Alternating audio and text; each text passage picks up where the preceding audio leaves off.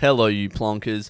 This episode of the Drewzy Yarn is partnering up with Blurred to spread awareness for concussion and mental health in football. Blurred is a streetwear brand run by my mate Keegan Power, who's on today's episode. Blurred is a streetwear brand which spreads awareness for concussion and mental health in young men and footballers.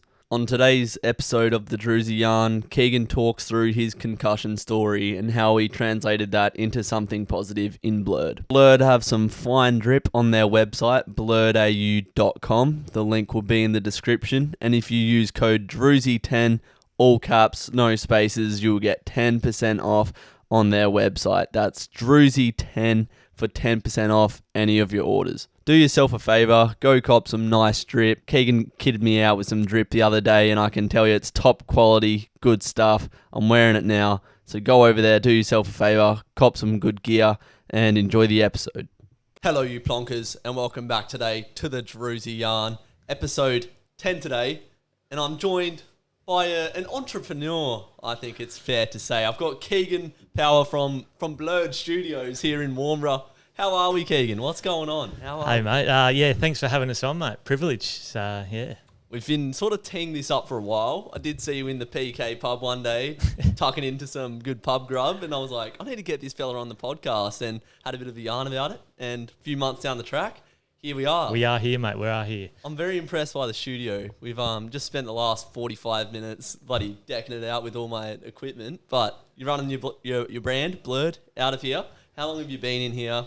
And how handy is it to have a nice little space like this to run the whole project, mate? That's it, mate. It's been good, mate. We've been running for about a year in here. So, good little space. We run it all through here. So this is where all the gear's kept and where all the orders are packed. But, yeah, it's been real good. Just in the mum and dad's backyard. You wouldn't know it, mate. You look That's like it, you're mate. in the Melbourne CBD with the space like this, mate. It's wicked. So just talk to me. Just start out. Tell me what Blurred is, what it's about, how you got started, all that sort of jazz. No dramas. So Blurred's a clothing brand centred around mental health and concussion. So we'll probably get in a bit deeper about my concussion and mental health problems. Mm-hmm. But, so pretty much we just do all kinds of stuff. So shirts, shorts, rings. We pretty much do everything at the moment. Decked me out before Decked I you come. out, yeah. Lovely. And then, so we donate back to two organisations, so Beyond Blue and In Between the Years. So 15% of all profit goes back to them. Dope. Beyond Blue, they do big help in the mental health space for young teenagers. And then In Between the Years run concussion awareness programs through schools and football clubs. So, it's good. I know the In Between the Years blokes, the two that run it, Brendan and Luffy, I know them on a personal level, so they helped me through my recovery. Mm-hmm. So it just started off as like a little bit of an idea and a hobby, and it's obviously grown. And I just feel it's good to give back to the people who have helped me and just helping others who have gone through similar situations. Yeah, for sure. It's a wholesome brand. You probably wouldn't have got into it if you didn't have to experience all the shit that you went through. That's it, mate. I actually met you from you telling me this story, when I was a trainer at Peel. Yep. You were an aspiring football player. I thought you were going to go top 5 in the draft at least. Oh, generous, mate, generous. But one night I was giving you a rub down. I'd never met you before, just rubbing down the hammies after you had about 10 kicks because you couldn't train, just wanted a rub down. But yeah, you told me your story. So tell the people, fill them in about what happened and how your concussion and mental health story evolved, I suppose. Yeah, so it's a bit of a long story, spanning over probably the last 2 to 3 years. So it all started, I was just 21, living a normal life, apprentice at the time, finished football season, headed over with some mates to the football wind-up end-of-year thing. So went in there, went to Bali, and then, on the second night there, I was walking home with a mate from a nightclub and I was king hit. Wrong identification. Someone thought I was somebody else. And then, so he punched me in the face area, which left me pretty banged up and whatnot. So, shattered all my gums. My teeth were missing, pretty much rearranged my whole face. And then, obviously, when I got hit, I fell back onto my back of my brain. Mm-hmm. So, that's where I've had most of the problems with the back of my brain, my cerebellum. So, had a bit of damage done there. Yeah, it was pretty tough. So I got emergency flown home from there, and as soon as I arrived in Perth, went straight under to get surgery, maxillofacial surgery. Okay. And then, yeah, like ever since then, it's kind of been a bit of a struggle with that. So I took a good 6 months to get back on my feet. Had obviously delayed concussion symptoms like brain fog, and yeah, just really struggled after it. So that's how the original concussion started, and then got back into football. So it took me a little while, but I got back after. So you got medically cleared and got medically cleared. So were your symptoms gone by that point? Or were they still there? So all my symptoms were gone. Played that whole year after I come back, and then it was the following year. I was doing a match sim. You were at that match sim, mate? Yeah. Probably there. Yeah, can't remember it exactly. Yeah, doing a match sim, and then copped a hit on the front of my head, and then I fell back on the back of my head, so like a bit of a whiplash, and then landed on the same spot where I hit the concrete after the first king hit. Right. But yeah, this concussion wasn't as hectic as the first one, but the concussion symptoms, obviously, the build-up of head knocks, it obviously hyphens all the effects. Yeah. And then, this is the kind of ticking bomb that kind of like pretty much changed my life, mate. So, from that, I had that last hit, didn't think much of it, finished the game off, and then drove home, and I was feeling like a little bit off. Just wasn't kind of there. Felt like a bit of like a zombie in that. Yeah. Okay. So I was like, you know what, I don't know, went to bed early, had work in the morning. Went to go to work, got up, and I start early, so a bit groggy in the morning, didn't really think much of it, started driving to work, and then, mate, I just kind of had like a massive dizzy spell. Had to pull over on the side of the road. I thought I was having like a stroke or something. Jeez. And then, so like my vertigo on that just went crazy. And then, rang my mum. She had to come pick me up. Wasn't in a good way. Rushed to hospital. Went and got some like tests done and stuff. So they did all like bloods and whatnot, and that all come back good. But then, I obviously told them that I've obviously had some prior history with like some brain trauma. Yeah. And then, so went there, got some scans done, and then, so some hot spots come back on my cerebellum where I had my initial hit. And then, so after that, it was real tough. So my health took a real dip. Unfortunately, I had to stop work for a year. So my symptoms were so severe. So I pretty much lived with vertigo. People that don't know what vertigo is, it's kind of just you're always dizzy. So your cerebellum controls like your processing and everything at the back. Yeah, lots of motor control, and obviously it's not protected by your skull either. Yeah. So neurological damage, your neurons aren't functioning properly. Yeah. So you're living day to day with that. Yeah. So and that happened over 2 or 3 years ago. Yeah. So and I still suffer with some of the side effects now, which is I've come to deal with, and I think I'm going to probably have to put up with them for a while. But now I can control them. But so I had a year off, so I struggled pretty. I've been pretty open about it with my mental health struggles. I went from being a pretty out there kind of guy, very social, always out, having fun, played footy, always on the go, and then to that kind of doing nothing. To be fair, so the vertigo and like my headaches and my brain fog were just no good at all. So I had to stop driving, stop working. I couldn't do simple tasks, so. My memory really struggled early on.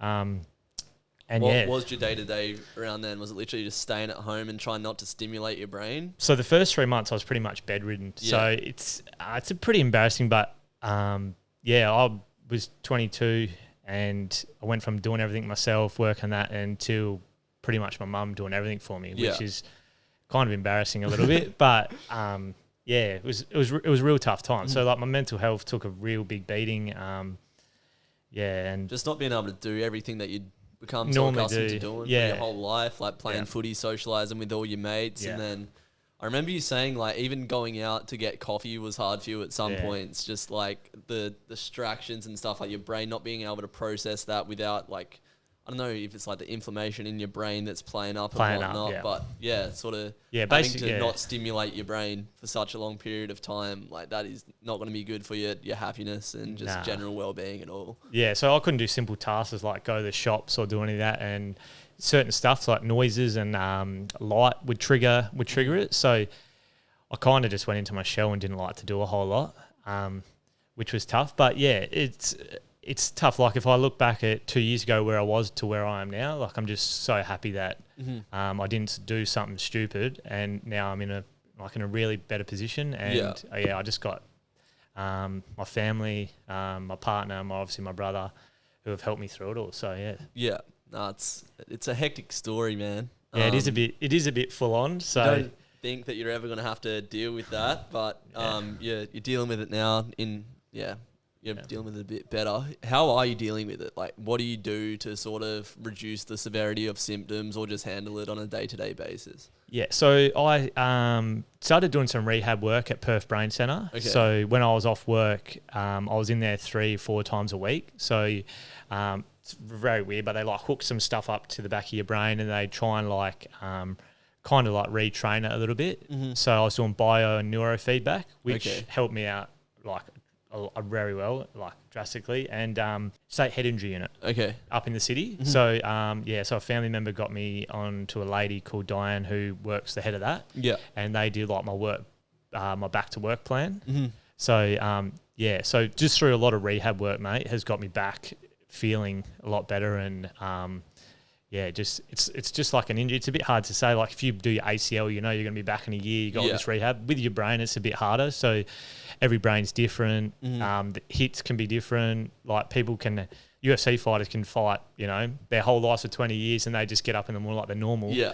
While some people have 2 little knocks, and now their life changes. So, but I to get where I was is all through rehab work, and Any like supplements or plants or anything that you take? Like is psilocybin or anything like that? So I was on some medications. I'm not sure the exact names of them, to be fair, but that was more.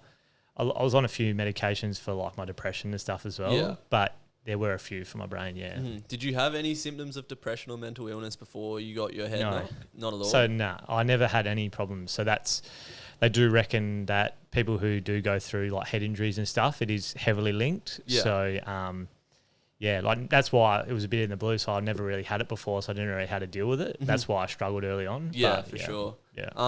What was it like? Obviously, it wouldn't have been a fun time, but day to day, what was like the hope that kept you going? Like, was there light at the end of the tunnel for you? Like, what kept you going through those dark times? Yeah, it was tough. Like, there was obviously better days than others. Some were tougher, and I just owe a lot to, I think, my family and my partner and my brother, to be fair. So if it wasn't for them, it probably would have been a lot harder. Yeah. It's just I just wanted to get back to full health and start living a normal life. So some days I thought like I might never be normal again and stuff, which is a bit scary. But I'm glad it's all worked out, and I'm starting to be on the mend and stuff. So got a lot to look forward to. So obviously you were a footballer back in the day. Obviously that's been put on hold. Is there any chance of you going back to footy at this point, or is your health your main priority and you're not even thinking about that? At the moment, it's not on the highest agenda. It sucks. I've put a lot of time and effort into my footy, obviously. 2017 draft, that was your year, mate. Could have, mate. So I obviously played down at Peel and broke into the league side and was playing some good footy and kind of coming into my peak age, so which is a bit crap, but can we swear on this? Yeah. Free for all? Yeah, all right. So, but I've always said that I wanted to come back and play with my brother, so I'm still pretty young, so I'm only 25, so there might be a time, might not be this year, might not be in 2 or 3 years, but it might be when I get a bit older. I'd love to go back and play with him. Never won a grand final, so that is the ultimate dream, but my health comes first. There's more to life than footy, I've figured out, and I'm expecting a little boy soon, so yes, that's very exciting. That's very so I think I'm gonna probably not this year, but we'll have to. I'll keep it open-ended, mate, and we'll see how we go. Before you had your incident, like you just said, there's more to life than footy. What was your your mindset back then, your values and whatnot, compared to now? Because obviously there's been a drastic shift in who you are as a person. So what was it like before compared to now? So I took a lot of things for granted when I was normal. Like like health is the number one. Like if everyone can go like, what can you have? Like, can you have money? Can you have fame?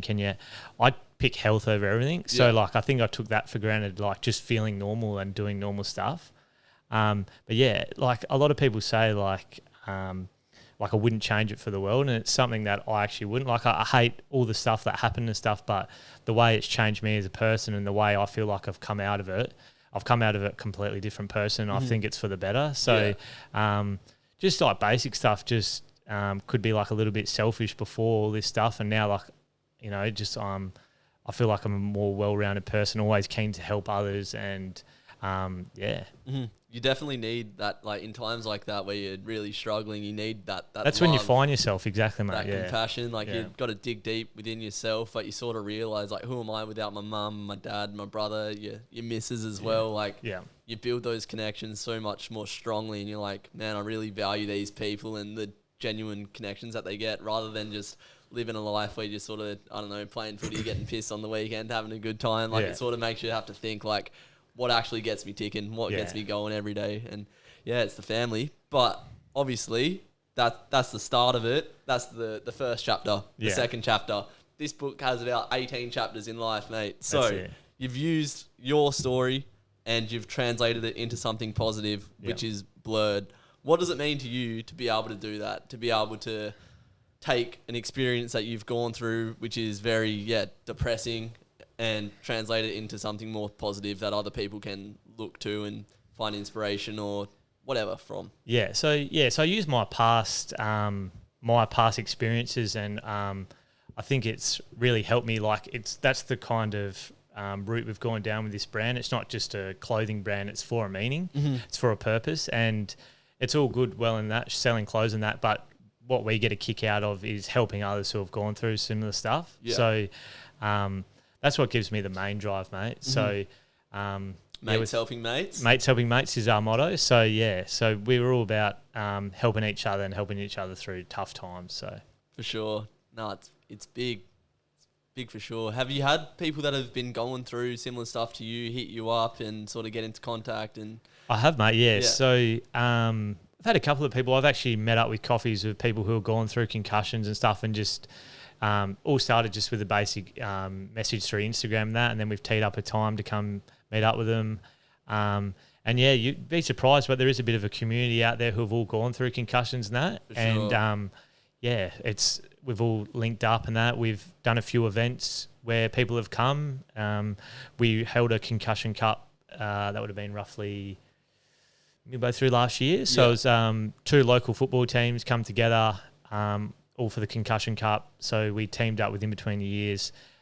We sold some merch, and we did like a bit of an information session, trying to educate people around concussion and the things to do and don'ts when you do and don't get them. So why don't you give us an education session now, mate? The do's and don'ts after concussion, because back in the day, concussion was just a matter of get up, get over it, you're playing next week. But now there's a 12-day protocol, like no contact, wait until your symptoms go. You have to progress through all these stages and whatnot. So it's been taken a lot more seriously. But if someone was to get a head knock playing footy or whatever, what would you say the do's and the don'ts are? So I'm no expert, so I'm just speaking from my obviously past exposure and whatnot. But I think the protocol is the best thing, to be fair. So a lot of concussions, so say you get a concussion, then you get another concussion within those 12 days, that's when the damage happens. So your brain's already inflamed. So obviously it's like if you get something inflamed and you keep hitting it, it's obviously going to get worse. So you want time for the brain to recover. So we just kind of tell people that it's okay to sit out. So back in the day, they want you to rough and buff, keep playing. You're a sook if you don't go back out there. But in the end, you've only got one brain, and you don't want to risk it. So it's better to be safe and sorry. So you know what, you might miss the second half of a football game, but it might save you from going through 2 years of pain like I've done. So it's courageous to step back sometimes and do the right thing. Like especially with the brain. Obviously, this isn't rocket science, but like it is if you think of your body as a city, the brain is the CBD. And if the CBD goes down, the highways aren't working, you know what I mean? So your brain's obviously going through it, having some issues. Everything else is affected. Like the like vehicle that your body is, the wheels are going to start falling off. So you got to, really look after it and not push that. It's not like, I sort of had a bit of hammy tightness and I'm going to maybe go back to training next week and give it a crack. Like it's some real stuff that's going to give you some adverse health effects if you don't look after it for a long time. Exactly right, mate. Exactly right. This break in the podcast is brought to you by absolutely nobody.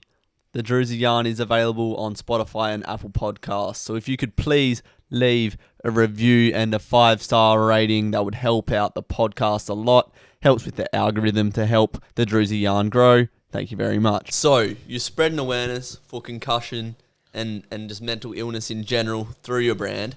How have you grown the brand? Like, how have you started it, and sort of in the early stages, what was your vision for what Blurred was going to become? Yeah, so it started off, I didn't expect the exposure that we were going to get. So I was pretty lucky enough to play with some Fremantle players through Peel. Yeah. So, it was just good. I messaged a few of those who I've obviously played with for the last couple of years, and they were keen to jump on board. Sick. Just getting that exposure, and like a few of the players who have actually gone through it got behind it. So Lockie Schultz plays for Freo. True. Yeah, I didn't know he'd been through it. Yeah, so he's actually had 10 concussions, he was telling me. Jesus. So, but he hasn't had any recently, has he? He had one against Hawks. Yeah, last year, but that was the only one I think he's had at the Dockers. But he goes a lot harder than I do. Yes. So, and then we've had Dan Venables get on board. Yes. So it was obviously shocking what happened to him. He had to retire early, but he's a real good fella. I reached out to him saying if he'd be keen to be on board, and he was all for it. Obviously, what happened to him, but Paddy McCartan. I had Paddy McCartan on early days. So, when I was actually going through it at the start, Paddy has like his own business called Helping Hands. Yeah, okay. So I reached out through that, and we just did like a bit of a Zoom call, and he just tried to help me through what I was going through, because he obviously went through something similar. Mm-hmm. What's it like speaking to guys that have been at the top level and have gone through the same stuff that you have? Obviously, you have some lucky guys like Lockie Schultz who can go through it and come out the other end okay, but then guys like Dan Venables with heaps of potential. Paddy McCartan was one of the top picks in the draft as well, had a real bright future. So what's it like speaking to guys like that, and how does that help you through what you're going through? Yeah, it makes everything real when you see that kind of stuff. So like, you're not the only person going through it, and it kind of hits home a lot. So Venner's only had the one hit, so his was obviously it was like a car crash pretty much how hard he got hit. But it just goes to show, like, you can't take anything for granted. He actually did his farewell speech last year, and he was saying, like, play your last game like it's your last, because you may never know. And that's the thing with me. Like, I played my last game, and I never ever thought it was going to be my last game. You know, Yeah. So that's the same as him. So if anything I take from it is just enjoy life and enjoy everything while you can, because sometimes it can get taken from you. So. Shit can hit the fan quick, man. And it was like you were saying before, like, you got to have those values as a person to bring you through those dark times, and just enjoying the moment. Like, when you're out there playing footy every weekend, don't be thinking about who you've got next week. Just take it quarter by quarter and enjoy playing with your mates, because the things I do to put on the boots again and feel normal, like, I get the itch so much to go out there and play again. It's kind of sad. So for sure, but like, you have players that sort of struggle with the stardom, and they try to replace, I don't want to name any names, like, people try to replace the high of playing football after their years of playing football, but you just got to enjoy it day by day. And so what advice would you give to footballers playing now that sort of don't realise what they've got? What are the parts of football that you miss most, I suppose? I don't know, just like the camaraderie and mateship and stuff that I really got out of it. So a lot of my close mates will play. But it's a bit of a harder question. I don't know. I'd just say, like, all to do just with your mates and stuff. So just enjoying it, join for the passion of the game. There's just something about playing with all your mates, training with them a couple times a week, playing on the weekend. It's almost like a tribal bond. Yeah. I'm working at a waffle club at the moment. It's something that I'm trying to preach to them, like, you can't have these egos in these teams. Like, you got to have that brotherhood, and that's what makes sports so special. In the Premier League, it's massive. Like, all the fan bases, it's genuinely like a family, like the real niche. Yeah, like, anytime I see someone wearing a Man United shirt, they're my mate. You know what I mean? My dog, yeah. It's that tribal bond, I suppose. Yeah. You've got a bit of a tribal bond. You're a Tigers man. I am a Tigers man. You've just witnessed 3 premierships. Yep. Must be nice. I'm a Freo man. Still waiting to lose my premiership virginity. What was it like growing up supporting the Tigers? Oh, at the start, mate, yeah. it was no good. So, Rough. my whole family's Tigers, so I was brainwashed at a young age by my dad. But yeah, not complaining. But yeah, I used to go to every game since I was probably 3 or 4. And yeah, look, to be fair, for the first 10 years, I used to go on the train crying when I was little, like, why do I have to go for Tigers, Dad, and all this stuff. And then, yeah, it all flipped pretty quick. I was lucky enough to go to the 2018 grand final. So Sick. went over there with my best mate, and, oh, mate, it was honestly the best week of my life. So, yeah, it's good. We're starting to fall off the perch a little bit now, but hopefully we can revamp this year. Mate, 3 premierships. You can't be complaining with Oh, that. I'm not complaining. Definitely not complaining, mate. Even if you are about to sort of fall off the perch, those years will be years that you'll never forget. Yeah. Premiership winning Tigers. But yeah, Richmond were always down the bottom, down in that Melbourne tier. Us in Melbourne, yeah. Yeah, just- always down there. And people started to hate on Richmond in the last few years just because they started getting good. some success. Yeah, But it's yeah. like, you're quick to forget that That's- Richmond was That's how so it always shit happens, for doesn't ages. it? Yeah. But yeah, it gives me hope seeing Freo starting to develop a bit of a young list, and hopefully we can reach I have a feeling premiership you guys will glory. make the top 8 this year, I reckon. That'd be nice. That'd be very I said that nice. last year, to be fair. My father-in-law, he goes for Freo, he's a member. Yeah. He's got higher hopes. And I actually told him, I was like, I reckon like last year might have been your year, but nah, it's bits. But you got the young core. Mm-hmm. But We yeah, have the fingers best young crossed. list in the comp, I reckon. Oh, yeah. Midfield wise, you got Mm-hmm. a lot of young good mids coming through. So I reckon Brayshaw will take over this year. He's Yeah. my call for a massive breakout. Mm-hmm. He's a yeah. premiership caliber, not premiership caliber, captain caliber, Brownlow I sort of think caliber he's, player. I think he's next in line after Fife, I reckon. Yeah, well, I'd hate to see the pressure put on him though. You look at, well, I was listening to Dylan Friends when they had Mark Murphy on for an episode, and obviously Carlton are another one of those clubs that have Bottom been feeders, starved yeah. off bottom feeders, been starved off success for so long. And when Paddy Cripps come in, it was like, all right, this is probably the new wave of Carlton. The saviour. But you don't want to put the burden on to Paddy Cripps to be the captain to lead it. So Mark Murphy sort of bared that brunt for so long. Like, Fife has led us in a direction for Yeah. a long time, but I'd hate for the onus to be chucked onto Brayshaw and then him have to cop it if we don't win a flag. But Yeah, I get you. it's a bit of a balancing act.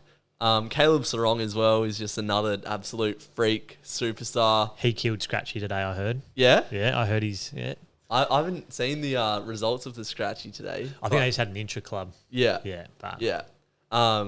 But yeah, no, I'm so keen for footy season. Not too far away either. it's not far, mate. Who's We'll your have to tip go for the watch flag? game. Yes, we will. Let's do Let's that. go. Let's watch the game. Freo Richmond? Yep, Go it's on. Oh, Pencil you've it probably in. got, that's probably your bloody main calendar event of the year, to be fair. Yeah. But who have you got for the flag this year? Who are you liking the look of? Oh, can I say Tigers or I'll go someone else? Do you actually think the Tigers can win it again? Do you reckon they'll make the top 8? Yeah, I think we'll make the top 8. You can't Mm-hmm. rule us out. I don't know. If Dusty can come back to his form, like I think we would have made finals last year if we didn't get injured. Yeah, he got But injured at an I'm unfortunate going to part. say, I'm going to go the doggies. Okay. I've got a good close mate, Aaron Norton. Yeah. Bit of a plug.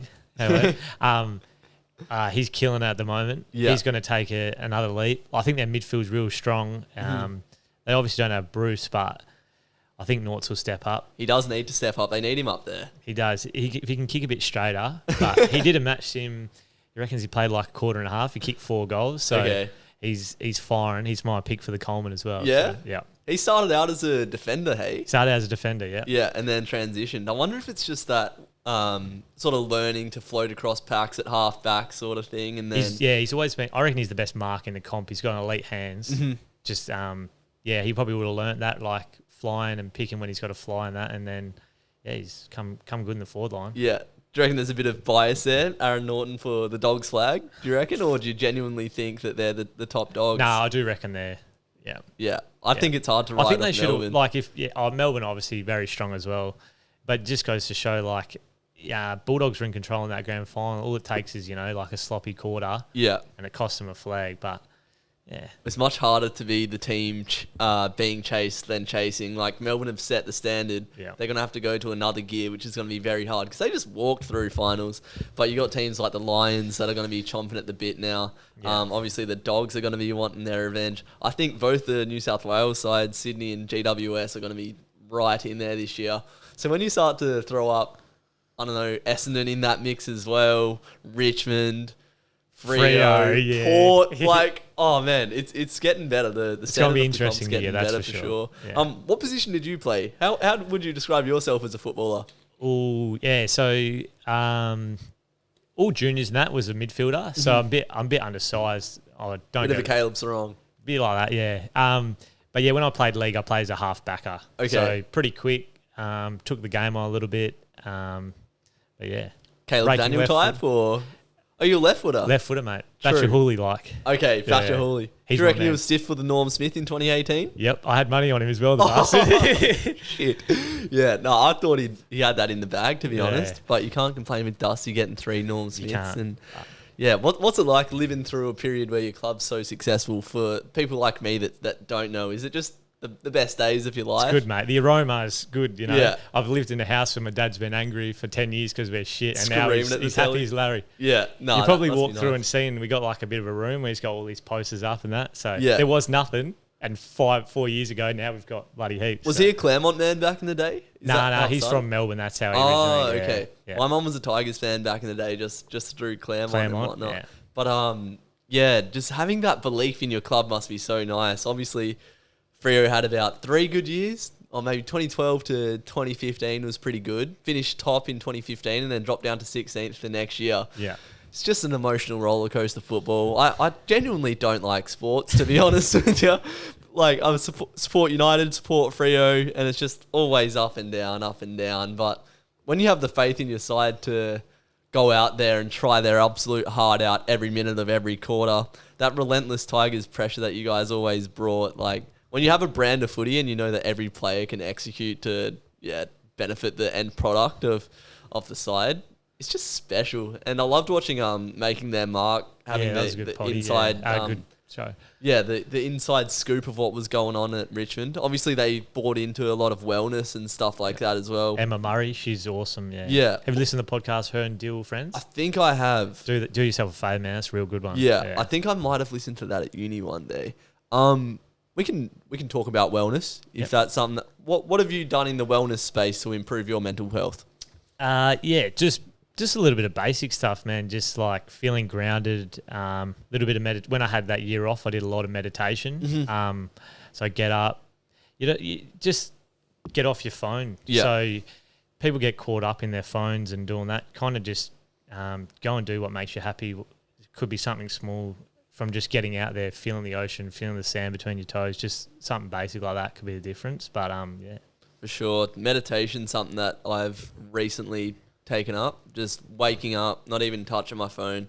Like, phones are a whole nother topic, which is just I think exercise as well. Yeah. So healthy body, healthy mind. Yeah, So- feeds into each other, right? Yeah. So if you're at home, like being a slug, doing nothing, you kind of feel down. Yeah. No energy, not motivated.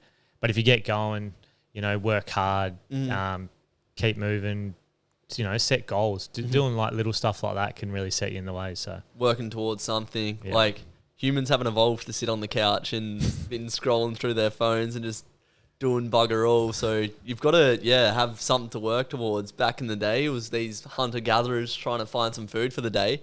That was their goal. But now we've got to work towards other things. everyone's just on crypto now, making millions. Are you on crypto? I am a little bit, mate. Yeah? Yeah. Making much money? It's been a bit crap the last probably 4 or 5 months, but yeah, me and my brother do it together, and we had a coin that we put $250 in, and we cashed $7,000 out for it. So, but yeah, we got a few in there. Hopefully, it goes boom. I wouldn't mind a bit of money for when the baby comes. Yeah. That's going to be it. Yeah. Do you dabble in it? No, my brother's into it. Yeah. I've got a Binance account, Yeah. but I don't know the ins and outs. I just need to know when to buy and when to sell. Yeah. But the meditation stuff. I've been getting up every morning, I've been a bit busy recently, which isn't good, but yeah, I've been getting up, meditating, and just think when you're meditating and you clear your mind, the only thoughts that come into your mind are the things that matter to you. Like, you're not just thinking about random bullshit. Like, when you're sort of going through a busy day and there's a million thoughts rushing through your mind at a time, your mind is not your thoughts. You are the observer of your thoughts. You are not your thoughts. What was the sort of messages, I suppose? Sounds a bit spiritual and whatnot, but what did you get out of meditation? What did I get out of it? Just kind of sometimes life just goes like real quick. A lot of stuff, like a lot of external stuff. So sometimes it's good just to have some time for yourself. So just like to reflect, and then just for that 10 minutes. Don't know how long you do it for, but for that 10 minutes, just all be about yourself and all be about your thoughts. Don't let external stuff, ruin your day or whatnot. Definitely. But, yeah, there's obviously different types of meditations you can do. So how I got into it was Wim Hof Method. Have you looked into that one at all? No, I haven't. No. So it's like quite heavy, like real deep breaths over and over and over. Yep. So you do like 40 of the deepest breaths you can, and then hold your breath for like 2-3 minutes. Yeah. And your body feels electric because it's just getting saturated with oxygen. But then you've got those like wellness ones, the sort of Buddhist meditations where it's like you are nothing but just like your consciousness, like you're not all of these thoughts and these external distractions. Is that the sort of stuff that you did, just taking your mind away from that? Yeah, so I just did guided meditation. Yeah. So it go for about 10 to 15 minutes. There's heaps of apps out there that you can get on, and then they kind of just guide you through it. Mm-hmm. Yeah. And then ones that I've been doing recently is just getting to sleep. Because, sleep's another thing that's really important. Exercise, sleep, just wellness, all these things that you can do to better yourself. But for a long time, I found it hard to get to sleep just because, I'd be playing Xbox all night, or I'd just be on my phone or on my laptop watching YouTube or whatever it is. Like, going into sleep is a state where you spend a third of your entire life in, and you can't just switch off. Like, it's hard to get to sleep at times. So just by meditating, just laying in your bed, just feeling your covers, just having some bird speak into your AirPod saying, go to sleep, or whatever it is. Your earphones were with you, mate, in the bed. I wish. Could be nice. It's lonely times out here, Keegs, not going to lie. To see the best bits of the podcast, I post my clips on TikTok at _Drewzy, so make sure you go follow that up and check out my podcast clips over there. Also, go give Blurred a follow over there at BlurredAU, I believe. They're posting some good new stuff, getting around the socials a bit more and trying to get some more exposure. So go show Keegan some love and enjoy the rest of the episode.